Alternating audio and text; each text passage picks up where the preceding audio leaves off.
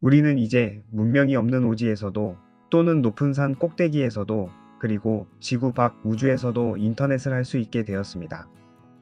캠핑을 좋아하는 분들에게는 정말 좋은 소식이 아닐 수 없겠네요. 여러분 스타링크에 대해 들어보셨나요? 스타링크는 적외도 위성이기 때문에 기존의 통신망의 한계를 돌파할 수 있습니다. 그렇다면 기존 통신망은 어떤 한계가 있었을까요? 기존의 위성 통신망은 유선 인터넷이나 셀룰러 통신망은 모든 점에서 뒤처졌습니다.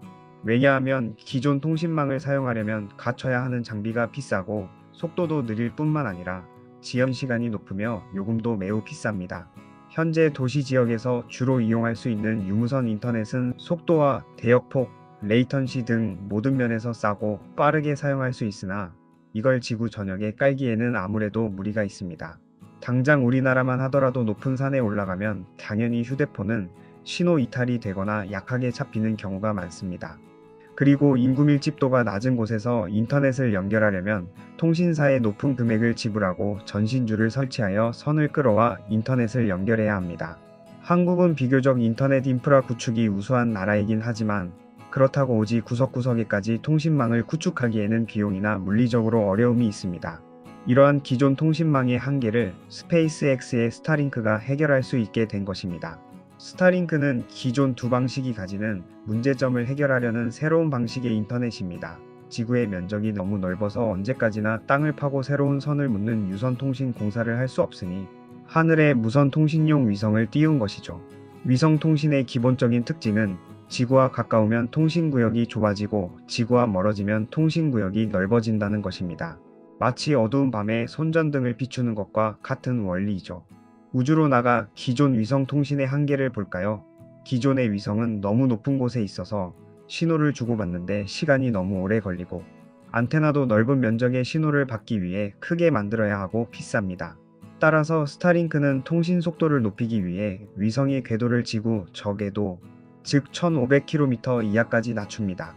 궤도를 낮추면 거리가 짧아지기 때문에 지연 시간도 짧아져 전체 통신 속도가 향상되고 안테나도 작고 저렴하게 만들 수 있다는 이점이 있습니다. 이러한 득이 있다면 실이 있는 법인데요. 손전등의 원리처럼 저궤도는 위성이 커버할 수 있는 영역이 좁아진다는 단점이 생깁니다. 그래서 지구 전역을 전부 커버할 수 있도록 위성을 많이 발사해 이 문제를 해결한다는 것입니다. 이 프로젝트를 위해 스페이스X는 재사용 로켓을 개발하였고 지금 계속해서 로켓들을 발전시켜 나가고 있습니다. 그렇게 많이 궤도에 올려놓을 각각 위성의 크기도 400kg 소형 위성급 크기입니다. 이는 위성 발사까지 한 번에 할 수 있는 스페이스X사이기 때문에 가능한 사업입니다. 현재는 펠컨 9으로 한 번 발사해 60대 내외의 위성을 발사하고 있지만 스타쉽이 본격적으로 상용화되면 한 번에 400대까지 올려놓는 게 목표라고 합니다. 그렇다면 스타링크는 얼마나 빠를까요? 스타링크는 이론상 초단 응답 인터넷 서비스입니다. 스타링크의 위성은 지상 30만 600km 지점에 위치하고 있기 때문에 케이블이 곱게 잘 깔려있는 환경이라면 스타링크의 통신 거리가 더 멀어서 응답 속도가 늦는 것 아니냐는 오해를 할 수도 있을 것입니다. 그러나 스타링크의 응답 속도가 유선망보다 훨씬 빠릅니다. 유선망을 구성하는 케이블은 광섬유로 되어 있는데 흔히 광속으로 아는 초속 30만 km는 진공에서의 광속이며 매질에 따라 더 느려지게 됩니다. 그리고 광섬유를 투과하는 빛의 속도는 매질의 영향과 반복되는 굴절로 인해 원래 광속의 3분의 2가량으로 느려지며 광섬유 케이블망 자체가 나의 목적지까지 직선으로 뻗어 있는 것도 아니기 때문에 지연이 발생될 수밖에 없습니다. 또한 광섬유의 투과율이 완전한 100이 아니기 때문에 일정 거리마다 약해지는 빛의 세기를 다시 증폭해줘야 하는데 이때에도 지연이 생기게 됩니다. 스타링크의 경우를 볼까요? 스타링크는 대기가 희박하고 지상에서 아주 멀지도 않은 지구 저궤도에서 인공위성들이 메시 네트워크를 이루어 전파나 레이저로 통신합니다.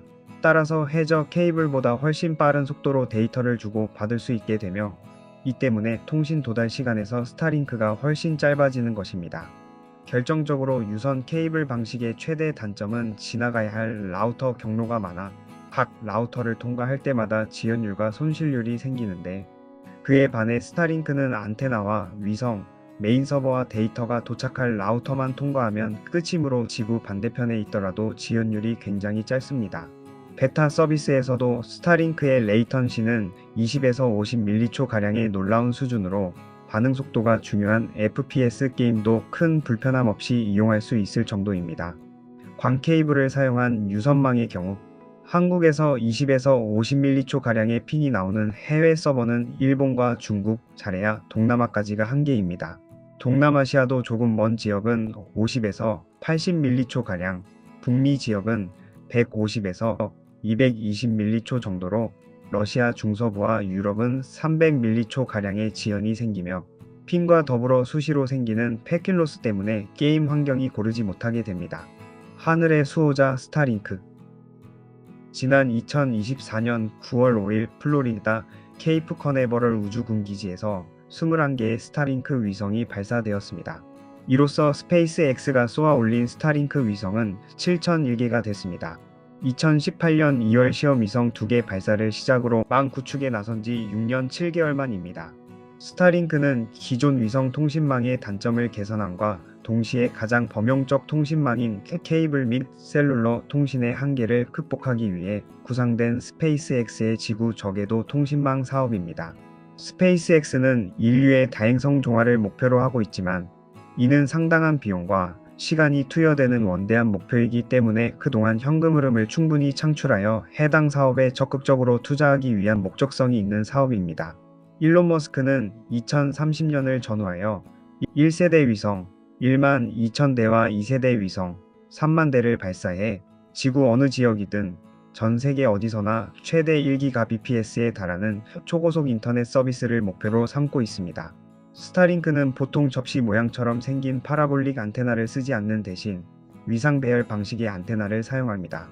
해당 방식이 저궤도에서 빠르게 공전하고 있는 위성을 추적하기에 보다 용이하기 때문입니다. 스페이스X에서는 안테나와 모뎀, 와이파이 라우터 등등 스타링크와 접속하기 위해 필요한 하드웨어를 $600에 판매 중입니다. 스타링크의 월 통신비는 $110이며 2023년에 $120로 통신료가 인상되었습니다. 여러 설치 영상을 보면 기본적으로 장애물이 없이 하늘이 보이는 공간에 안테나를 설치하고 이를 모뎀과 연결하고 거기서 라우터로 다시 선을 연결하면 바로 인터넷을 사용할 수 있는 간단한 구조로 되어 있는 것을 확인할 수 있습니다. 그러나 안타깝게도 한국은 2024년 8월 2일 기준 서비스 일정이 아직 미정이라고 합니다. 2023년 5월 12일 스타링크 코리아가 기간 통신 사업자로 정식 승인 및 등록 절차가 마무리되었으나 아직 한국에서의 서비스는 미정이지만 그러나 한국에서의 서비스를 위해 계속해서 준비 중에 있습니다. 스타링크가 한국에 진출하는 것에 대해 부정적으로 보는 시선도 있지만 만약 스타링크가 한국에도 진출한다면 도서상관이나 바다 한가운데 등 유선 인터넷과 5G를 이용할 수 없는 곳이 존재하기 때문에 그곳에서도 LTE급 속도로 인터넷을 사용할 수 있게 됩니다. 예를 들자면 인터넷 회선을 끌어올 수 없는 논밭이나 과수원, 축사나 양식장에서 CCTV 구축을 위해 B2B용 LTE 라우터를 사용하는 경우 통신사나 요금제마다 다르지만 10만원대 고가 데이터 요금제를 사용하고도 QoS 때문에 3G급 속도로 인터넷을 사용할 수밖에 없습니다. 이 경우 풀 HD급 CCTV라면 실시간 영상 전송에 버퍼링이 걸릴 수밖에 없습니다. 이러한 문제의 대안으로 CCTV뿐만 아니라 스마트폰 테더링이나 데이터 쉐어링을 쓰면 되는 것 아니냐는 의견도 있지만 스마트폰 테더링이나 데이터 쉐어링에 공유 데이터에는 한도가 있습니다. 간혹 LTE 라우터를 억지로 스마트폰으로 인식시켜 데이터 무제한 요금제를 사용하는 경우도 있지만 추후에 부정 사용으로 차단되거나 사용해도 데이터 품질이 불안정한 것을 생각해보면 상업적, 기업적으로는 편법 사용으로 불편을 감수하는 것보다는 정식 서비스를 이용하는 것이 훨씬 낫다라는 긍정적인 시선도 있습니다. 스타링크의 역기능. 스타링크의 1차 발사 이후 영상을 보면 위성 60대가 같이 움직이며 열차 같은 모습을 보이고 있습니다. 스타링크 트레인이라는 별칭으로 불리는 이 장면은 맨눈으로도 관측이 가능할 정도라고 합니다. 하지만 천문학자들 입장에서는 스타링크는 매우 불편한 존재임이 확실합니다. 천체 사진 촬영에는 렌즈를 오래 노출시켜야 하는데 스타링크 위성들로 인해 별자리를 헷갈리게 만드는 등 스타링크 위성들이 돌아다니면서 햇빛을 반사하여 밤하늘의 별 관측을 방해하고 있는 것이 사실입니다. 실제 네덜란드의 한 천문학자는 스타링크가 글로벌 인터넷 사업을 개시하는 2025년 무렵에는 유럽 내 대도시에서 빛 공해가 심해서 최소 30대의 스타링크 위성이 보일 수 있다는 연구 결과를 발표하기도 했습니다. 스타링크 초기에는 이러한 문제에 대해 우려가 나오자 스페이스X의 일론 머스크는 우주 망원경을 적극 발사해야 한다는 등 문제의 핵심을 회피하는 모습을 보여 천문학자들에게 많은 미움을 받았습니다. 일론 머스크의 제안은 애초에 말도 안 되는 제안이었습니다. 우주 망원경은 지상 망원경보다 훨씬 비용이 많이 들어감은 물론 설계 가능한 규모 및 성능에도 큰 제약을 받기에 지상에서도 관측이 가능한 걸 굳이 수명도 한정적이고 유지비도 만만치 않은 우주 망원경으로 관측하는 건 매우 비효율적입니다. 후에 학계의 호된 비판을 받고 일론 머스크는 스타링크 위성의 자세를 변경하여 햇빛의 반사량을 최소화하겠다는 임시 방편을 내놓게 됩니다. 스타링크의 발목을 잡는 또 다른 문제가 있었으니 그것은 캐슬러 신드롬이었습니다.